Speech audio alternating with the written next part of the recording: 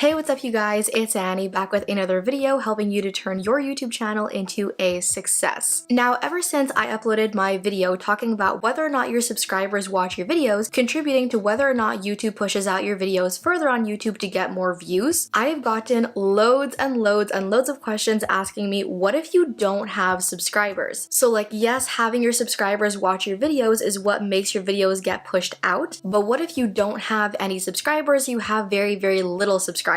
Can you still get your videos pushed out on YouTube? Can you still get on the recommended page of YouTube? And can you still get views if you have less than 100 subscribers, less than 10 subscribers, or even 0 subscribers? If you're starting at the very, very zero mark, can you still get your videos pushed out by YouTube and get views? And the answer to that question is absolutely 110% yes. And so that is what I want to share with you guys in this video. So let's sort of bust this myth that is you need subscribers to get recommended on YouTube. So few people actually know this about YouTube, but whether you have 5 subscribers or 5 million subscribers, YouTube begins to recommend your video the very second you upload your video to YouTube. And while not everything is perfect at YouTube and YouTube still makes some kinds of mistakes, I would absolutely argue that their recommendation algorithm is perfect. Ever wonder how you go onto YouTube looking for something in specific, and then YouTube is somehow able to keep you on YouTube for like an hour, even 2 hours, watching video after video after video? That is the algorithm's magic at work. See, the YouTube algorithm is perfectly set up by the engineers at YouTube so that the very second you open up YouTube and land on your homepage, the content put in front of you is perfectly tailored to you. A perfect mix of content based on the YouTubers you watch most often, content you have recently searched for, and the type of content you watch most often. Which is why you have that bar of keywords above the videos on your recommended page that pretty much altogether sums up perfectly your taste in content on YouTube. And that is how YouTube's algorithm keeps you watching on YouTube, is by recommending video after video after video to you that perfectly matches the type of content you love to watch on YouTube